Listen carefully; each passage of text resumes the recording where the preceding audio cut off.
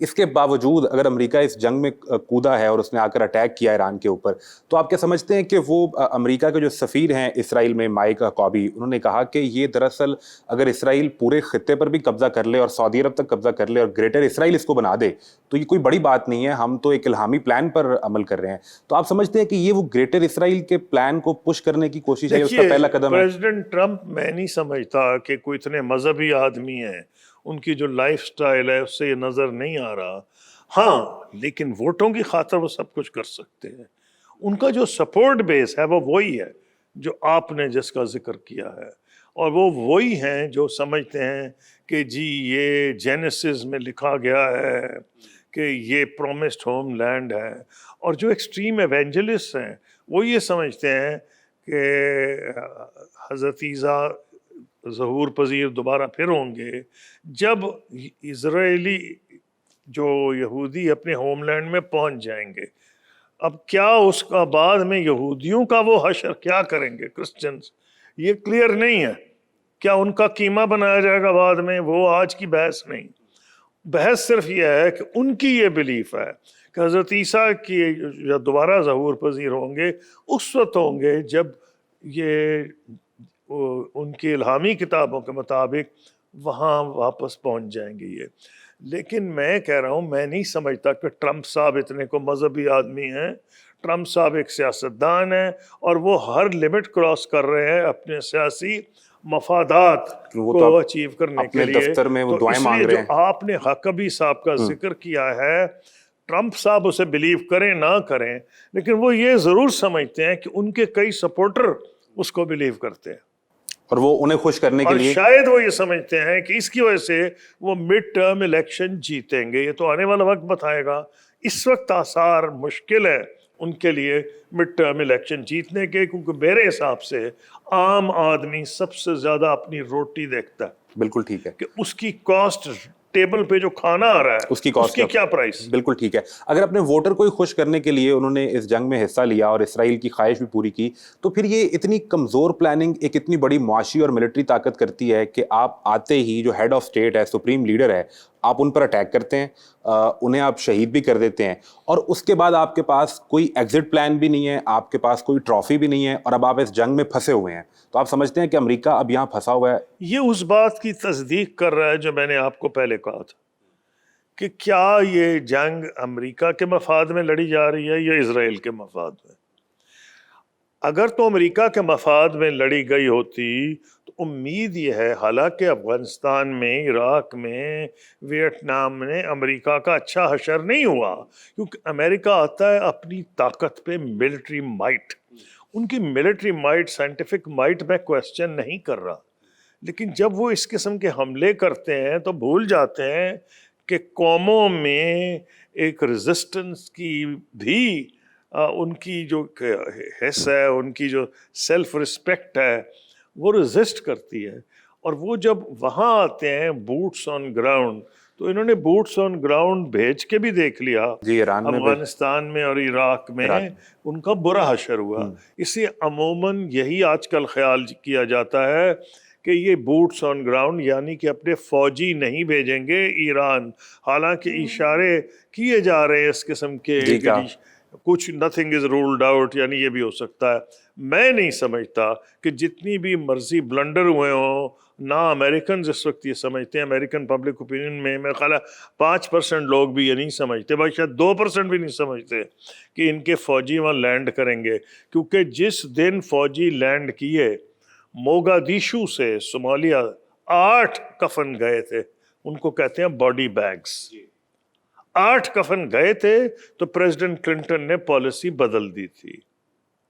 وہ بھولے، وہاں تو بہت باڈی بیگز گئے تھے نا ویتنام میں تو 9 تو آلریڈی جا چکے ہیں. جی اس وقت تک جا چکے. جی ہاں. تو اس لیے اگر یہی معاملہ رہا تو ایک وہ ایڈیشنل پریشر پڑے گا پریزیڈنٹ ٹرمپ پہ. تو آپ نے جو پوچھا، میں تو بڑھ کے کہہ رہا ہوں کہ پلاننگ کچھ بھی نہیں تھی، کیونکہ روز ان کا بیان دیکھیں، ایک دن کہہ رہے نیوکلیئر، ایک دن وہ کہہ رہے مبارک ہو سب کچھ فیصلے ہو گئے اور اب ہمارا اگریمنٹ ہو جائے گا ایران سے.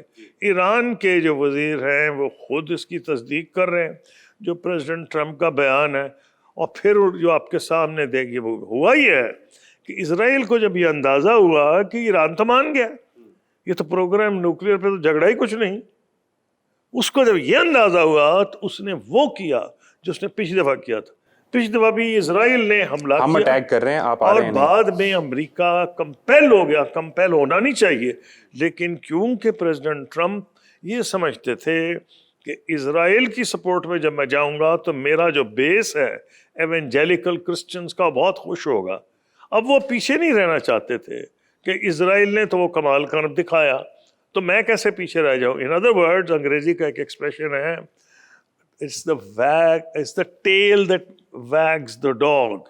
عموماً کتا کی جو دم ہے وہ دم اس کے پیچھے چلتی ہے۔ انگریزی کا ایکسپریشن ہے it's the tail that wags the dog۔ in the case of Israel کہا جاتا ہے ٹیل ہے، وہ کتے کو گھماتی ہے، ٹیل جو اس کے ہاتھ میں ہے اور وہ کتے کو گھما دیتی ہے، یہ امریکہ کے بارے میں کہا جاتا ہے۔ تو ٹیل دیٹ ویگز دا ڈاگ، آج کل امریکہ میں بہت سے مبصر یہ کہہ رہے ہیں کہ یہ جنگ اسرائیل کے حق میں لڑی جا رہی ہے، امریکہ کے حق میں نہیں لڑی جا رہی۔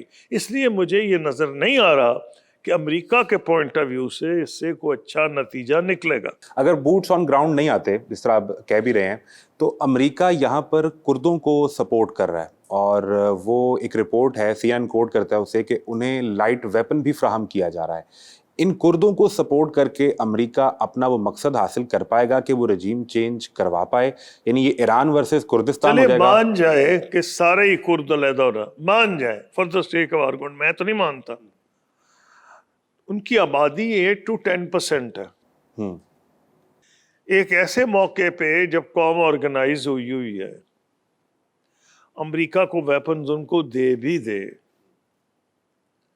تو پہلی چیز تو یہ ہے کہ اس سے سارے الرٹ ہو جائیں گے کرد جہاں جہاں بستے ہیں۔